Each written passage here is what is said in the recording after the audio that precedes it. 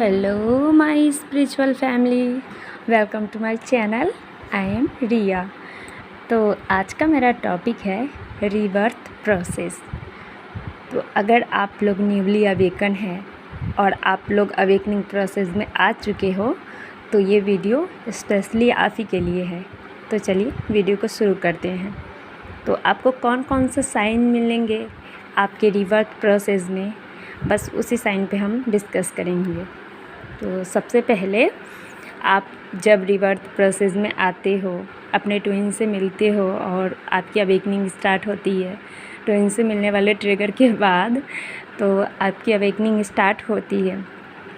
तो डिवाइन आपको कौन कौन से साइन देते हैं चलिए जानते हैं। तो सबसे पहले आप अपने ड्रीम पे फोकस होते हैं। आपको बहुत सारे ड्रीम ऐसे आने लगते हैं जो ड्रीम आपको पहले कभी नहीं आते हैं। मतलब बचपन से लेके बड़े होने तक आप ऐसे ड्रीम को देखते ही नहीं है कभी, जो ड्रीम आपके रीबर्थ प्रोसेस में, यानी कि आपका जब अवेकनिंग स्टार्ट होती है तो उस टाइम जो ड्रीम्स आपको आते हैं वो काफ़ी अलग होते हैं। और इस ड्रीम में आपको ज़्यादातर डेथ का ड्रीम दिखेगा, जैसे कोई मर रहा है, कोई ऐसे मर गया, कोई ऐसे मर गया, डेथ बॉडी बहुत सारे, या न्यू बर्थ बेबी भी दिखेंगे। प्रेगनेंसी, बहुत सारी प्रेगनेंसी लेडी दिखेंगी आपको, वो प्रेग्नेंट है, ये प्रेग्नेंट है। और आपको सुनने को भी मिलेंगे जैसे आपके रिलेटिव में कोई प्रेग्नेंट है, किसी ने न्यू बॉर्न बेबी को जन्म दिया है या कुछ भी। और जब आपको ये सारी चीज़ें ड्रीम में भी आपको दिखाए जाते हैं, तब तक दिखाए जाते हैं जब तक आप इन सभी चीज़ों को नोटिस ना करने लगो। उसके बाद आपको ड्रीम में ये भी दिखाते हैं कि आप जिस भी देवी देवता को मानते हैं वो आपके ड्रीम में ज़्यादा ही आने लगते हैं। जैसा कि हम सब जानते हैं कि डिवाइन फेमिनाइन चाइल्डहुड से ही डिवाइन से कनेक्टेड होती है। उनका कोई ऐसे भगवान ज़रूर होते हैं जिनसे वो पूरी तरह से कनेक्ट होती है, जैसे उनको वो बहुत मानती है। जैसे मेरे लिए मेरे महादेव शिव जी, और किसी किसी के लिए कृष्ण जी, किसी के लिए साईं बाबा, किसी के लिए माता रानी दुर्गा माँ, किसी के लिए काली माँ। तो जिस भी देवी देवता को आप मानते हैं उनका आना जाना आपके ड्रीम में ज़्यादा ही होगा। आप बहुत सारी ऐसी जगह को देखोगे जहाँ पे आपको उस भगवान से, मतलब उस भगवान की मूर्ति या उनका मंदिर या उस भगवान को खुद आप देखोगे अपने ड्रीम में। और ये सारी चीज़ें आपको दिखाई जाएंगी आपके अवेकनिंग प्रोसेस में, रीबर्थ प्रोसेस में। और फिर आपको बाहर से क्या साइन मिलते हैं, जैसे कि आप मोबाइल वगैरह चलाते हो, फेसबुक वगैरह, कुछ भी सोशल मीडिया, तो वहाँ पे भी आपको दिखेंगे कि कोई एनिमल्स बेबी को बर्थ दे रही है, जन्म दे रही है। या आपके आस पड़ोस में भी अगर कोई एनिमल होगा तो आप देखोगे कि वो रीबर्थ प्रोसेस में है, मतलब रीबर्थ प्रोसेस में नहीं बल्कि बर्थ दे रही है किसी बॉर्न बेबी को, नई बेबी को। और आपको ये भी होगा कि बार बार प्रेगनेंसी के न्यूज़ भी सुनने को मिलेंगे, देखने को मिलेंगे। ड्रीम में भी आप अपने आप को भी प्रेग्नेंट देख सकते हो। ये सबसे बड़ा साइन होता है रीबर्थ प्रोसेस का। और मैंने जैसा कि बताया कि मरे हुए लोगों को भी देखना। मरे हुए लोग मतलब ये नहीं कि आप मतलब डेथ बॉडी को देखोगे। मरे हुए लोग मतलब पितृलोक सपने में नहीं आएंगे इस टाइम में।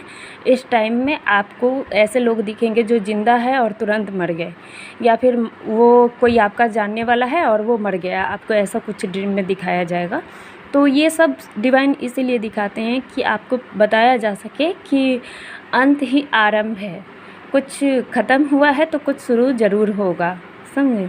इसीलिए आपको ड्रीम में दिखाए जाते हैं। और आप ये भी देखोगे, आप स्नेक को देखोगे सबसे ज़्यादा। स्नेक जो होता है वो ट्रांसफॉर्मेशन को दिखाता है। स्नेक का जो ओल्ड स्किन होता है वो निकल जाता है, तो उसके बाद उस पर न्यू स्किन का कवर आता है। आप सब जानते हैं इस बात को। तो इसलिए आपको स्नेक दिखाए जाते हैं कि आपका जो ओल्ड सेल्फ है वो आप रिलीज़ कर रहे हो। इसके बाद रिबर्थ प्रोसेस में आने के बाद तकरीबन साल भर में, 1 साल के बाद आप अपने आप में इतनी चेंजेस देखोगे, इतना ज़्यादा कि आपको लगेगा ही नहीं वो कौन थी जो एक ईयर्स पहले थी, और ये कौन है अभी जो मैं हूँ, वो कौन है। इतना आपको अपने आप में चेंजेस दिखेंगे, वो भी पॉजिटिव चेंजेस। तो यही होता है रीबर्थ प्रोसेस। और उसके बाद बेबीज़ बटरफ्लाई, आपको बहुत सारे बटरफ्लाई ऐसे दिखेंगे जो छोटे छोटे, एकदम छोटे छोटे, जिसके जो पंख होते हैं वो सिर्फ साइन करेंगे। आप वो देखोगे कि वो बेबीज़ बटरफ्लाई जो उड़ रहे हैं छोटे छोटे, वो भी ज़्यादातर आप कपल्स में देखोगे, छोटे छोटे बटरफ्लाइज कपल्स में उड़ रहे हैं। मेरे को ये बहुत दिखते थे, इतना ज़्यादा कि मैं उस टाइम उतनी अवेकन नहीं थी जो मैं समझ पाऊँ, लेकिन मैं इतना जानती थी कि ये जो बेबी बटरफ्लाई है ये नया ही जन्म ली है। बहुत खूबसूरत लगती थी देखने में। सूरज की किरणें जब उन पे पड़ती थी ना, तो वो इतना शाइन करते थे, उनके दोनों पंख मुझे बहुत प्यारे लगते थे। मैं घंटों उन्हीं को देखती थी और मुझे ये पता नहीं था कि डिवाइन ये हमको दिखा रहे हैं, मुझे ये बिल्कुल पता नहीं था, लेकिन मुझे ये देखना बहुत अच्छा लगता था। उसके बाद बहुत सारे बटरफ्लाई, मतलब इवन एक दिन में मुझे तकरीबन 50-60 बटरफ्लाई दिखते थे हर रोज़। मुझे ये तब भी नहीं पता था कि इतने सारे बटरफ्लाई क्यों दिख रहे हैं, और फिर मैं इस चीज़ को बहुत बाद में नोटिस किया। तकरीबन 1 महीने तक मुझे बटरफ्लाई दिखते थे। बहुत सारे बर्ड्स भी दिखते थे जो मेरे ही आसपास रहते थे। बहुत सारे बर्ड्स एनी टाइम कुछ ना कुछ बोलते रहते थे, बर्ड्स में चहकते रहते थे, जैसे चिड़िया नहीं चहकती है, बिल्कुल उस तरह। और बटरफ्लाई भी बहुत सारे, हमेशा मैं जहाँ जाती थी वहीं मुझे बटरफ्लाई दिखते थे, हर जगह बटरफ्लाई। मैं सोच में पड़ जाती थी कि ये रास्ते पे क्यों बटरफ्लाई दिख रही है। ये मैं कहीं भी जाती थी किसी भी काम से, मुझे वहाँ भी बटरफ्लाई दिख जाते थे, और ख़ासकर मेरे आसपास ही होते थे। तो बटरफ्लाई जो होता है वो ट्रांसफॉर्मेशन को शो करता है, और रीबर्थ प्रोसेस के बाद हम ट्रांसफॉर्म होते हैं, पूरी तरह से ट्रांसफॉर्म होते हैं। वो एक बिग लेवल का चेंजिंग होता है हमारे अंदर। तो डिवाइन यही बटरफ्लाई दिखाते हैं हमें, यही बताने के लिए कि अब तुम्हारे अंदर चेंजेस आने शुरू होंगे, अब तुम ट्रांसफॉर्म होगी पूरी तरह से। और रीबर्थ प्रोसेस में आपके मूड स्विंग भी जल्दी जल्दी होते हैं। मूड स्विंग होना ये आम बात है, बहुत जल्दी जल्दी होते हैं कि आपको कभी लगेगा कि आप एकदम खुश हो, कभी लगेगा कि आपको बहुत गुस्सा आ रहा है। आपको जो सोसाइटी में, आपके सोसाइटी में किसी से भी आपका बनेगा नहीं, आपको ना मतलब किसी का बात अच्छा नहीं लगेगा। कभी कभी आपको बहुत भूख लगेंगे, और कभी कभी ऐसा भी होगा कि आप पूरा पूरा दिन खाना नहीं खाओगे, 2 दिन भी हो जाएंगे। आपको मतलब सिर्फ लिक्विड लेना पसंद होगा, ज़्यादातर चाय कॉफ़ी या जूस वगैरह आपको यही पसंद होगा। आप ना खाना वगैरह बिल्कुल खाना नहीं चाहोगे उस टाइम। मतलब जो हमारी बॉडी होती है वो कॉस्मिक एनर्जी को रिसीव कर रही होती है, जो न्यू हमारे बॉडी में मतलब सोल में एंटर होती है, जिसका इफ़ेक्ट हमारे बॉडी को पड़ता है। तो हमारे बॉडी को जो इफ़ेक्ट पड़ता है, इसी वजह से जो सिस्टम है वो चेंज हो जाता है, और इसी वजह से हमारी जो भूख लगने का जो प्रोसेस होता है, या भूख ना लगने का प्रोसेस, ये सब उस समय स्टार्ट हो जाता है। हम बिल्कुल नॉर्मल नहीं रहते हैं उस टाइम पे, हमारे बॉडी में इतना ज़्यादा पेन होता है। ये पेन इसलिए होता है क्योंकि कितने ही जन्मों से जो हम लोग ओट्स बोन्स, ये सब जो दुख दर्द जो भी नेगेटिविटी होता है उसको कैरी किए हुए होते हैं। तो डिवाइन इस चीज़ को रिलीज़ करते हैं इसी ज़रिए। और फिर हमारा रोना धोना भी बहुत होता है, जो हमारे जितने भी सोल में जो दर्द छुपा होता है उसे हम अपने आंसुओं के ज़रिए, टेयर्स के ज़रिए उसे रिलीज़ करते। तो उस टाइम हमारा रोना धोना भी बहुत होता है। एक मतलब टाइप से हम ट्रिगरिंग सिचुएशन से ही गुज़र रहे होते हैं। और उसके बाद आप लोगों से भी कट ऑफ करने लगते हो, आपको अच्छा ही नहीं लगता लोगों के बीच में बैठना। कुछ लोग आपको बुलाते भी कि आओ हमारे बीच बैठो, बिल्कुल पहले की तरह।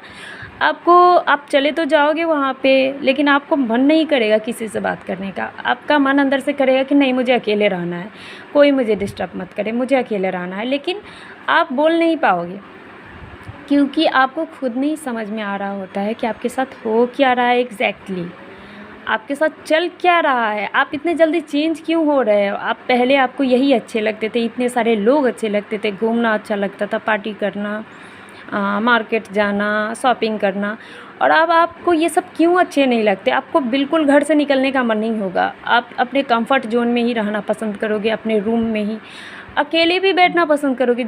ये आप अकेले रह रहे हो तो इसका मतलब ये नहीं कि आप मोबाइल लेके चला रहे हो या टीवी देख रहे हो, बिल्कुल नहीं।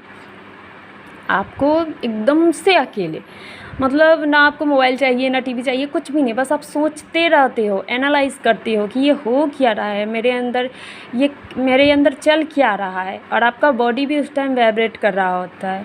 बॉडी वाइब्रेशन इसलिए होता है क्योंकि आप जब, मैंने पहले भी ऊपर बताया है कि रीबर्थ प्रोसेस में जब हम आते हैं तो बहुत सारी कॉस्मिक एनर्जी को हम रिसीव कर रहे होते हैं, जो हमारे अंदर की नेगेटिविटी को अच्छे से रिलीज़ करती है।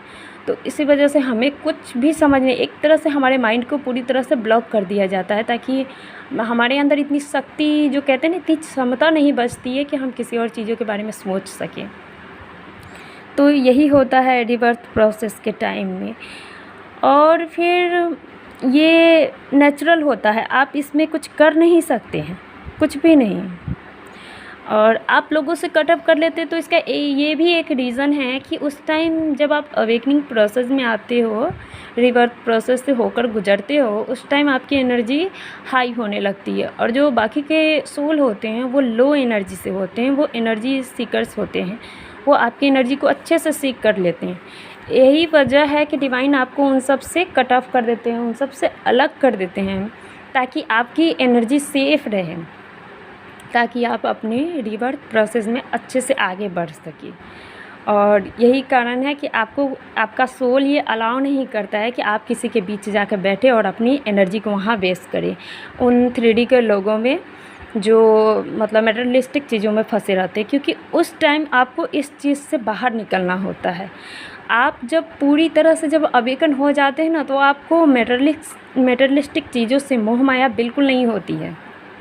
जैसे हम ट्विन फ्लेम्स होते हैं ना, जो फैमिली के बीच में रह के मटेरियलिस्टिक चीज़ों में रह कर भी हम लोग मटेरियलिस्टिक नहीं होते हैं, एक वैराग्य का जीवन जीते हैं। तो वैराग्य का जीवन जीना, इसका मतलब ये नहीं है कि सब कुछ छोड़कर चले जाइए। वैराग्य का जीवन जीना ये होता है हमारे ट्विन फ्लेम्स के लिए कि हम लोग उसी 3D में है, लेकिन 3D के मोह माया से मुक्त है। जैसे हमें सब कुछ हमारे पास है, लेकिन हमें किसी चीज़ का मोह नहीं है तो भी ठीक है, ना है तो भी ठीक है। और ये चीज़ आपके फैमिली, बच्चे, आपके ट्विन, सब पे लागू होता है, आपके खुद के बॉडी पे भी लागू होता है। कि तब आप सिर्फ सोल के लिए सोचते हो कि सोल के लिए क्या इम्पोर्टेंट है।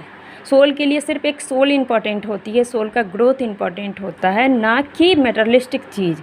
ये सारी चीज़ यहाँ की है और यही रह जाएगी। ये आपके सोल को अच्छी तरह से समझ में आने लगता है जब आप अवेकन होने लगते हैं। और जब आप फुल्ली अवेकन हो जाते हो, तब आप पूरी तरह से प्योरीफाई हो जाते हो, पूरी तरह से चेंज हो जाते हो। इस दुनिया को देखने का जो नज़रिया होता है ना, आपका पूरी तरह से बदल जाता है, और एक अच्छे वे में बदलता है, एक खूबसूरत वे में बदलता है। और आपकी इंट्यूशन पावर इतनी हाई हो जाती है कि आप सामने वाले इंसान को अच्छे से पहचान लोगे कि ये मेरे से मिलने के लिए आया है या बात करने के लिए आया है, तो इसमें इसका क्या फ़ायदा है। ये मेरे लिए आया है, ये मेरे लिए आया है कि ये खुद के लिए आया है। आप इस चीज़ को भी अच्छे से जानने लगते हो, आपको फ़र्क करना आ जाता है कि कौन इंसान कैसा है। तो ये सारे फ़ायदे होते हैं जो जब हम अवेकन होने लगते हैं, तब हमारी अवेकनिंग प्रोसेस कंप्लीट होती है। आई होप कि आपको ये वीडियो पसंद आई होगी। अगर पसंद आई है तो लाइक कर दीजिए, चैनल को सब्सक्राइब कर दीजिए।